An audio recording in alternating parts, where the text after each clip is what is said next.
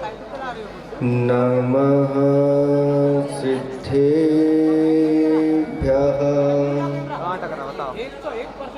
ॐ नमः सिद्धेभ्यः। ॐ नमः सिद्धेभ्यः। श्री पंचकल्याण महार्हणार्ह वागात्मभाग्यातिशयैरुपेता तीर्थंकरः केवलिनश्च शेषा स्वस्ति क्रियां नो भीष्मा वहन्तु। ए शुद्ध मूलोत्तर सद्गुणाना माधार भावा दनगार संज्ञा निर्ग्रंथ वर्य निर्बद्धचर्या स्वस्ते क्रियां नो भीष्मा वहन्तु। देवादिदेव खजराट कैवल्य कमलापति आदि ब्रह्मा आदिनाथ भगवान की। देवादिदेव खजराट श्री शांतिनाथ भगवान की। देवादिदेव खजराट वर्तमान सत्संग महावीर भगवान की। परम पूज्य स्वाट आचार्य प्रवर गुरुवर श्री विद्यासागर जी महाराज की। 3 करोड़ मर्यादों की।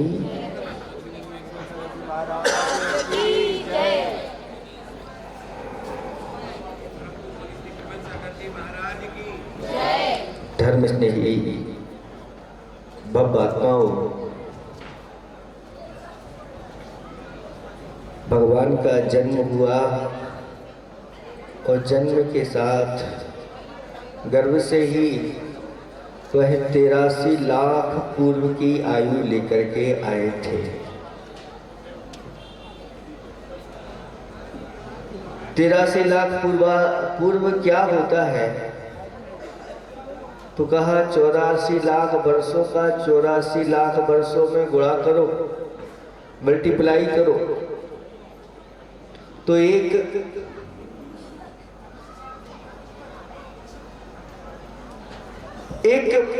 पूर्व होता है। और ऐसे 84 लाख पूर्व की उनकी आयु थी। और 83 लाख पूर्व घर में ही व्यतीत हो गया कुमार काल अवस्था और राज्य अवस्था। फिर भी मुक्ति नहीं हुई। इसलिए कहा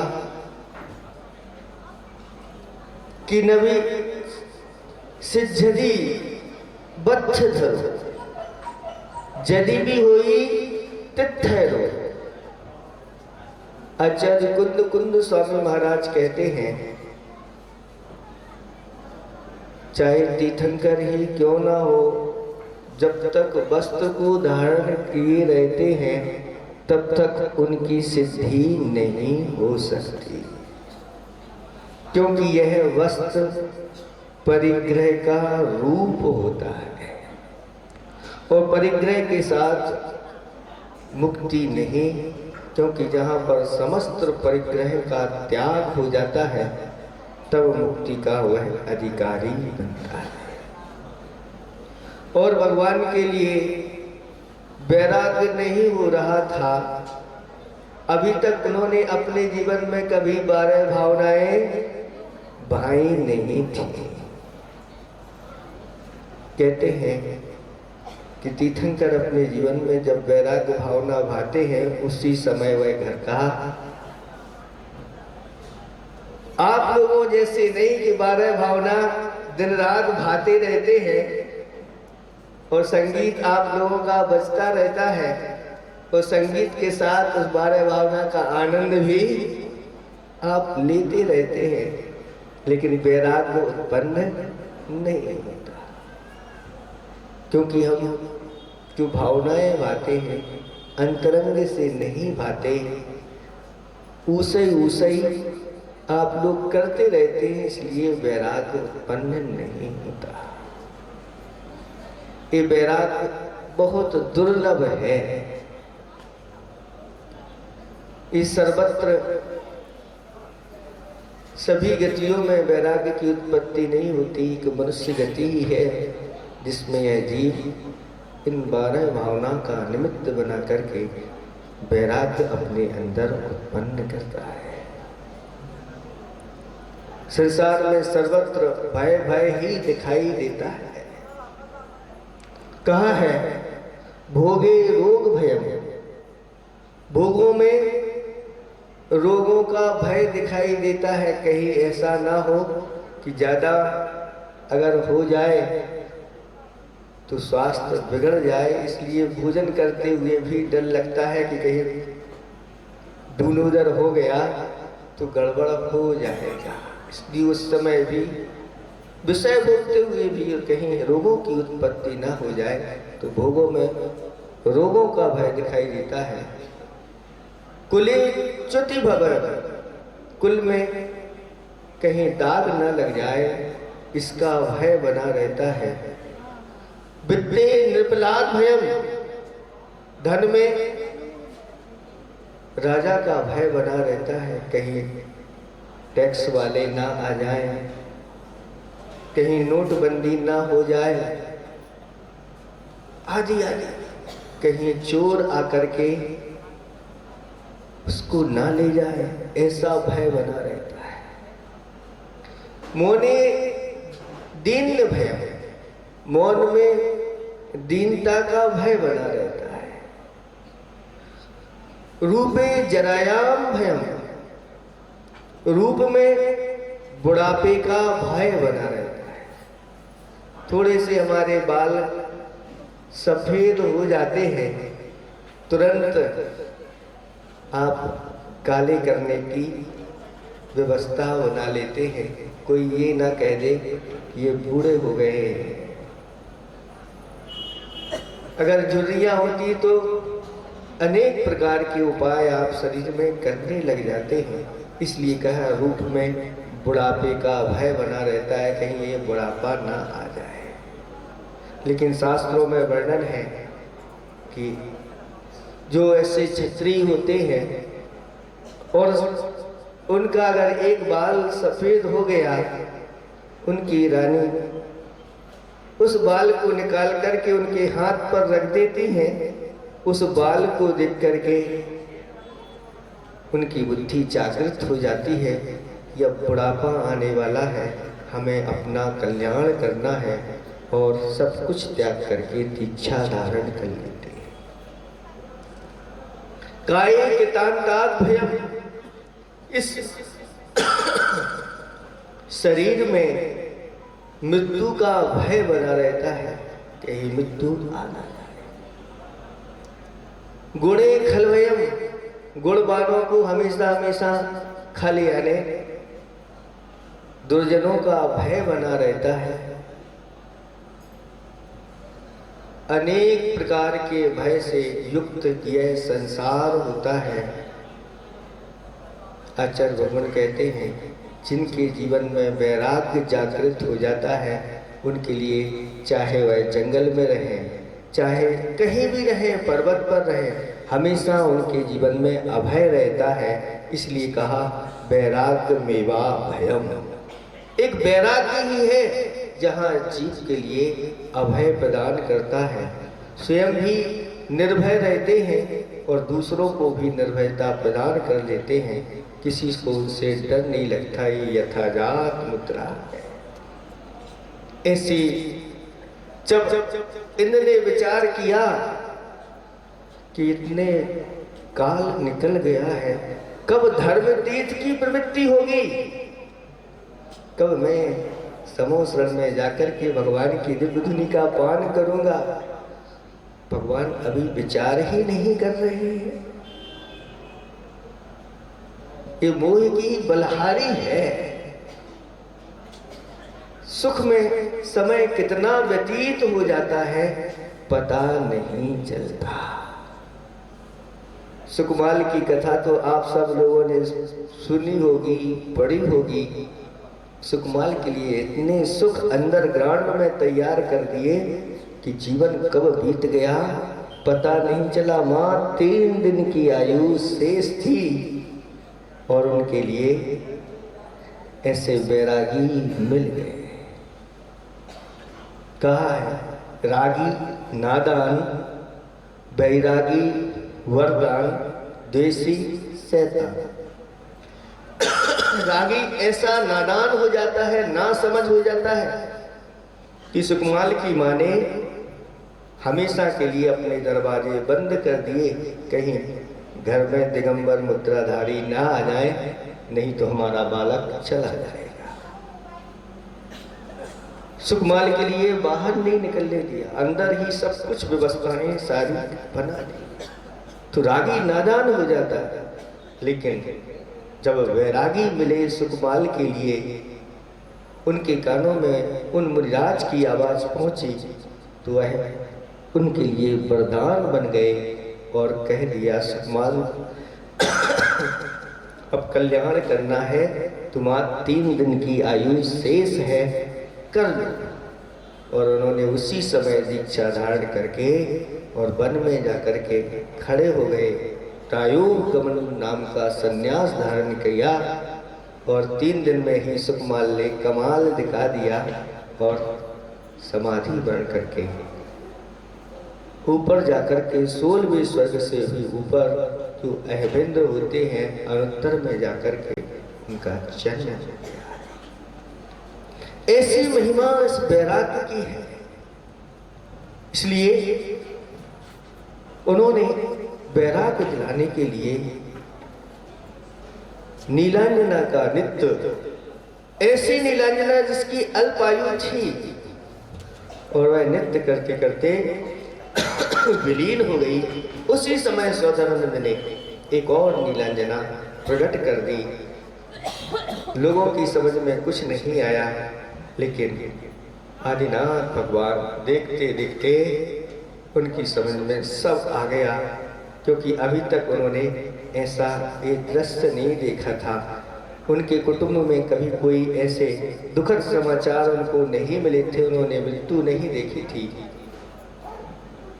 और जैसे ही उन्होंने देखा कि तो आयु को पूर्ण हो गई है, तब उन्होंने 12 भावनाओं का चिंतन किया। ये 12 भावनाएं संसार की वास्तविकता बताने वाली हैं। इन 12 भावनाओं में ऐसा भरा हुआ है कि जो व्यक्ति इन 12 भावनाओं को भाते हुए संसार में रहता है, तो वह संसार में जैसे जल में कमल रहता है वैसा रहता है। इन 12 भावनाओं को भाने वाला व्यक्ति संसार में आसक्त नहीं होता, क्योंकि संसार के कारण क्या है, तो आचार्य गुरु कहते हैं इस संसार में रहने के 3 कारण हैं। एक संसार के प्रति आसक्ति, दूसरी भोगों के प्रति आसक्ति, तीसरी शरीर के प्रति आसक्ति। यह संसार अच्छा लगता है।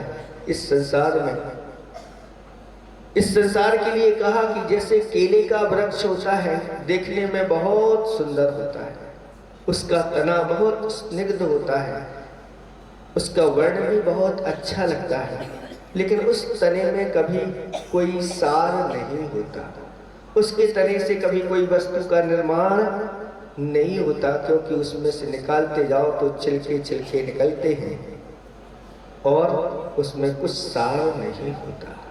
ऐसे ही संसार बाहर से देखने में बहुत अच्छा लगता है, लेकिन इसमें कोई सार नहीं होता। ऐसे संसार को जान करके इस संसार में ये संसारी प्राणी 5 प्रकार के परिवर्तन निरंतर करता आया है। चतुर्गति में दुखों को उठाता आया है। जन्म, जरा और मृत्यु, रोग और भय से यह भरा हुआ संसार है। इस संसार के प्रति जिसको विरक्ति हो जाती है, वही मुक्ति मार्ग का नेता कहलाता है।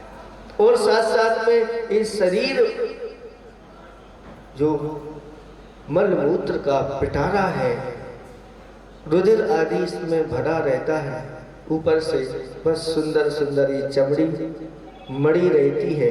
इस चमड़ी को उखाड़ दो तो देख लो कैसी विभत्स दशा हो जाती है। इसलिए शरीर के स्वभाव के बारे में निरंतर जो चिंतन करता है और शरीर के प्रति आसक्त नहीं होता और विषय भोग हैं पंचेंद्री के, एक एक इंद्री के वशीभूत होकर के क्या दशा होती है। शास्त्रों में वर्णन है कि एक इंद्री के वशीभूत होकर के हाथी जो स्वच्छंद रूप से जंगल में परिभ्रमण करता है, लेकिन एक हथनी के प्रति आसक्त हो जाता है और वह शिकारियों के द्वारा पकड़ा जाता है और जीवन पर्यंत के लिए वह गुलाम बन जाता है। आप देखते हैं ये हाथी यहाँ पर आए हैं, ये सब गुलाम बने हुए हैं अपने स्वामी के, महावत आदि के। उसके अनुसार ही जैसा कहो वैसा करते चले। रसना इंद्री के वशीभूत होकर के एक मछली जाल में फंस जाती है अथवा कांटे में फंस करके अपने जीवन को गंवा देती है। घ्राण इंद्री के वशीभूत होकर के भौरा कमल में मृत्यु को प्राप्त हो जाता है। चक्षु इंद्री के वशीभूत होकर के पतंगा अपनी जीवन लीला समाप्त कर देता है। कर्ण इंद्री के वशीभूत होकर के सर्प जीवन पर्यंत के लिए पिटारे में बंद हो जाता है। फिर हमें 5 इंद्रियां मिली हैं। इन 5 इंद्रियों के विषयों में जो आसक्त हो जाते हैं वह संसार के परिभ्रमण को निरंतर करते रहते हैं, लेकिन जो इन विषय भोगों से ऊपर उठ जाते हैं, जिनके जीवन में वैराग्य जागृत हो जाता है, वही व्यक्ति अपने वैराग्य धारण करते हैं तो अपने परिवार जन से आज्ञा लेकर के फिर निकलते हैं। और उन्होंने जाकर के दीक्षा धारण की और दीक्षा लेते ही उनके लिए मनः पर्याय ज्ञान प्राप्त हो गया। 3 ज्ञान के धारी तो पहले से ही थे, ये चौथा ज्ञान मनः पर्याय ज्ञान उनको उत्पन्न हो गया और अपने जैसे ही सामायिक में चारित्र में लीन हुए, हाथ पर हाथ रख करके 6 माह के लिए योग धारण करके और बैठ गए ध्यान में। क्योंकि ध्यान की सिद्धि के लिए आचार्य भगवंतों ने 5 कारण बताए हैं। उसमें सबसे पहले कहा कि वैराग्यम, जिसके जीवन में वैराग्य उत्पन्न होता है वही उत्कृष्ट धर्म ध्यान या शुक्ल ध्यान का अधिकारी होता है। वैराग्य होने के बाद दूसरे नंबर पर तत्व विज्ञान बताया। वो तत्व विज्ञान क्या है? तो इस 12 भावना में ही तत्व विज्ञान समाहित हो जाता है। तत्व ज्ञानी होते हुए साथ साथ में निर्ग्रंथ मुद्रा चाहिए, तब जाकर के शुद्धोपयोग की भूमिका बनती है, बिना उसके नहीं बनती। तो निर्ग्रंथ मुद्रा भी उन्होंने धारण कर ली और निर्ग्रंथ मुद्रा धारण करके चौथे नंबर पर कहा गया समचित्तता, यानी मन को एकाग्र करना। किसी एक पदार्थ पर मन को एकाग्र किया जाता है वह ध्यान का रूप हो जाता है। और मन को ध्यान करते हुए 5वां कारण बताया परिसह जय है, यानी जो परिसरों को जीतता है वही उत्कृष्ट धर्म ध्यान का स्वामी और शुक्ल ध्यान के स्वामी होते हैं। ऐसे भगवान ने आज दीक्षा को धारण कर लिया और अभी आपने देखा कि कैसे उनके ऊपर 48 संस्कार दिए गए मंत्रों के द्वारा आज इनके अंदर पूज्यता प्राप्त हो गई। ये मनुष्य जीवन का सार है। कल आपको बताया था कि मनुष्य जीवन पाकर के क्या करना चाहिए, तो ऐसे ही तत्वदर्शी होकर के सुपर कल्याण की बात करना चाहिए, सुपर कल्याण में लगना चाहिए। अपना करना कल्याण तो करना ही चाहिए, अगर शक्ति है तो दूसरों का भी कल्याण करना चाहिए। उसी लिए भगवान ने दीक्षा लेकर के मौन धारण कर लिया कि जब तक मुझे पूर्ण ज्ञान की प्राप्ति नहीं होगी तब तक मैं बोलूँगा नहीं।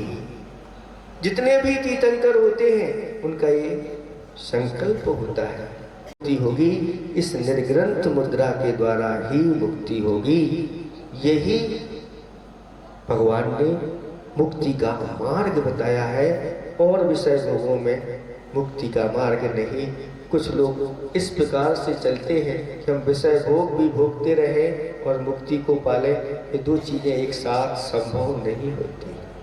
कहा है दो मुख सुई सुई न कंथा, दो मुख पंथी चले न पंथा, दो काम नहीं होए सयाने, विषय भोग और मोक्ष उपाने। जिसके दो मुख होते हैं ऐसा कोई पंथी अगर दोनों तरफ चले तो कैसे चल पाएगा। जिस सुई के दो मुख होते हैं वह किसी वस्तु को सिल नहीं सकती। इसी प्रकार से विषय भोगों को भोगते रहे और एक दिन हमारी भी मुक्ति हो जाए, ऐसा संभव नहीं। क्योंकि जिन्होंने इतना पूर्व में तीर्थंकर जैसे प्रकृति का वंदन किया और जिन्हें इतने सब सुख मिले, देव भी जिनके किंकर बनकर के बैठे रहे, फिर भी उनको सब घर बार का त्याग करना पड़ा, तब जाकर के यह मुक्ति का मार्ग बनता है। ये मुक्ति का मार्ग आज भी पंचम काल में है। मुक्ति भले ना हो लेकिन मुक्ति का मार्ग है आज भी। ऐसे ही भगवान की वाणी को आधार बना करके आज भी यथाजात मुद्रा के धारी इस पंचम काल में आपको दिखाई दे रहे हैं। हमारे गुरुदेव जैसे आज भी देखो ऐसे वृद्ध अवस्था में भी, ऐसी रुग्ण अवस्था में भी कितने सावधानी के साथ चर्या करते हैं। आपको वह दृश्य दिखाई देता है, मार्जन करके सावधानी से बैठते उठते हैं, उसी प्रकार से आहार करते हैं। कहा है कि पंचम काल के अंत तक ऐसे मुनिराजों के दर्शन आपको होते रहेंगे जो अंतरंग से भी जिन्होंने इन व्रतों को अंगीकार किया है और बाह्य में से द्रव्य लिंग को ग्रहण किया है। ऐसे द्रव्य और भाव के साथ यह मुनि लिंग होता है जो मुक्ति के लिए कारण होता है।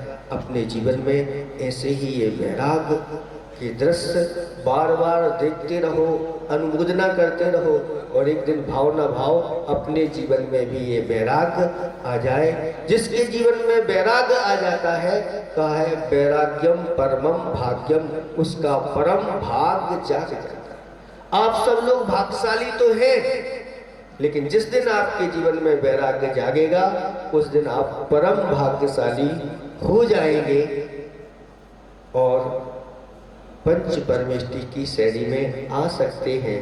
अगर आप पुरुष हैं तो महिलाओं के लिए तो ज़्यादा से ज़्यादा पंचम गुरु स्थान से ऊपर उठने का नहीं है, लेकिन अगर पुरुषार्थ करते हैं तो ये भी अपने आप में कम नहीं है। परंपरा से वो भी मुक्ति के पात्र बनते हैं। समय बहुत हो गया है, इतना ही हम पर्याप्त समझते हैं।